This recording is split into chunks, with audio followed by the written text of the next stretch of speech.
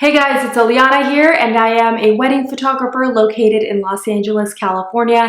And today I'm covering some tips on how to plan an engagement party. So pretty exciting. Before I dive into it though, I just really want to cover the purpose of an engagement party. So historically speaking, really the main purpose of an engagement party is to break the ice between family members. So it's to save from awkward introductions on the wedding day.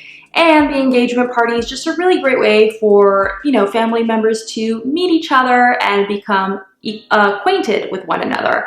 And the other reason, I'll just say it, it's just to have an excuse to celebrate life and to have a good time and to celebrate love. My husband and I didn't have an engagement party, and I will say that looking back, we don't regret many things with regards to our wedding. Like, we had a very small, intimate wedding of less than 40 people. We don't regret that. We didn't have a bridal party. We don't regret that. However, we do regret not having an engagement party. So I find that to be pretty interesting. And I think part of it has to do that just after going through this whole pandemic thing that we've all gone through, of course, it shifts our perspective on things. And I think it just reminded me that whenever you have a chance to just celebrate life, why not celebrate? So really, I think an engagement party is a great way to use it as an excuse to spend time with loved ones, to have fun, and to just revel and enjoy. That said, now I'm just gonna go ahead and dive into the tips of planning an engagement party. So number one, who is hosting the party? So anyone can host an engagement party. It really doesn't matter. There's no right or wrong here. Your parents can do it, your friends, your cousin, your other family members, whoever. You can also choose to have more than one engagement party, because why not? Have fun. Life is short. So let's say that your parents want to throw you a more formal event. You can do that. But let's say that you also just want to have a more casual, laid back engagement party with your closest friends. You can also plan your own engagement party in that case. I will say though that hosting duties typically include sending the invites, making a toast, and paying for the party. So whoever does decide to host, it's just important to note what is typically expected. Now, next up, let's talk about when an engagement party typically takes place. I would say the average is 2 to 4 months after the engagement announcement, but honestly it depends on how long of an engagement you both are planning on having. In general, I would give yourself some time to just enjoy being newly engaged before diving into the whole planning process. Also, giving yourself some time beforehand just helps to give you guys a better idea of what type of wedding you're going for, like guest list size and overall vibe. For example, do you think that you'll want something a lot larger versus something a lot more small and intimate? Knowing this in advance will help you actually decide on who you will actually be inviting to your engagement party, because typically whoever is invited to the party will also be invited to the wedding. So I would take some time here to just, enjoy your engagement before diving into planning your engagement party. But I wouldn't take too much time here, because you don't also want to wait to plan it so that it's too close to the wedding either, because planning those two type of events all at once, that could potentially be stressful. And next up, let's talk about who you would typically invite. Now, the etiquette rule is that anyone who makes the list for the engagement party should also be invited to the wedding. Of course, there is an exception to this if you're deciding to elope.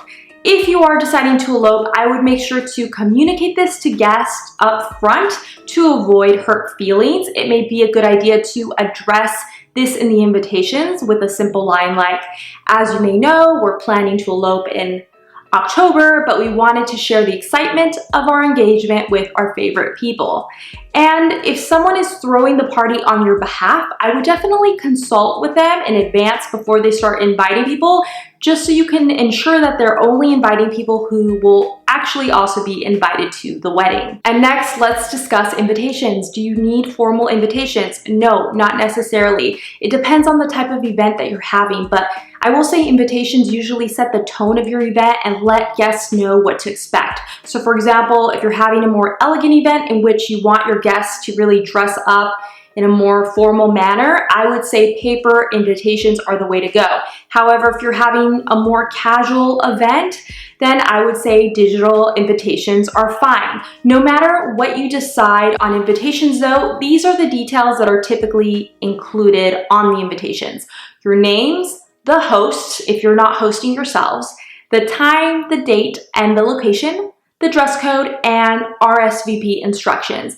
And typically these invitations are sent approximately at least a month before the actual engagement party date. And next, should you expect gifts? So no.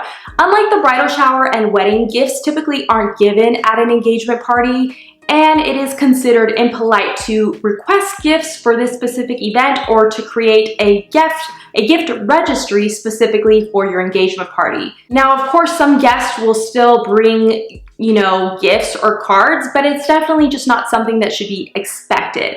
If someone else, though, is hosting your party, I would say it's definitely a really great gesture to give them a gift the day of your engagement party, just as a thank you to show your appreciation for their thoughtfulness, their energy, and their time put into helping you plan your engagement party. And the next thing would be to determine the budget. If you are hosting, of course, I'd go with whatever feels best to you both. If someone else is hosting, you may have a bit more flexibility here, but I would be careful to, of course, respect their generosity, especially if you are planning on inviting a lot of people to your wedding, which would then be typically invited to the engagement party. I think it's important to just, be mindful, of course, and perhaps discuss the budget with them in advance to just make sure that you're all on the same page. And the next step would be to choose a venue. So an engagement party can be as formal or as informal as you like. It can be in your backyard, at your favorite restaurant, at a venue you've been looking at your friend's house, wherever.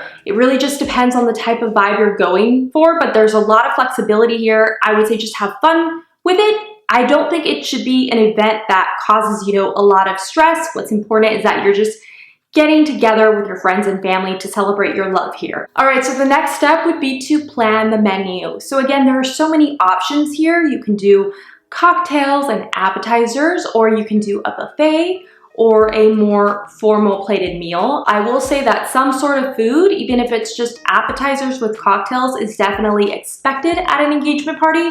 And I'll also say that buffet is a very popular option for an engagement party because it gives people a lot of variety, and it just makes it a lot easier versus a plated meal where you have to ask them in advance, if they prefer chicken or fish and that whole thing. And next, let's talk about speeches. Should a speech be given at an engagement party? And if so, by who? So traditionally, yes, a speech is given by a parent of the couple, and it's typically just a short toast to the couple, and also the couple will typically toast to thank their guests for coming. But these days, really anyone can give a speech, and these speeches are usually, super short and sweet. They're not the same more formal type of speeches that are expected on a wedding day. If possible, if you both feel comfortable, I would consider, taking a quick moment to just thank your guests for coming and to share your excitement about being engaged. I think that this is just a really great cornerstone of any engagement party. And next, let's talk about what to wear. Wear whatever you'd like. Some people do the whole white, ivory, or cream thing, but you definitely do not have to wear those type of lighter colors. Overall, I would just do you. Wear whatever makes you both feel your best and makes you feel, the most confident and the most beautiful. And next, lastly, let's talk about decor and atmosphere. So give the decor some thought, but not too much thought. It's nothing to really stress about. If anything, I would just keep it simple, but if you do want to just add a little something, perhaps some floral arrangements or candles or string lights. I think string lights out of anything just always tends to add a really romantic vibe to any environment. But pretty much an engagement party simply involves spending time with your loved ones, meeting the friends and family of your soon-to-be spouse, and just having a good time. Some food, some drinks, some music, and perhaps one or two speeches are really all that you need to create the whole engagement party atmosphere.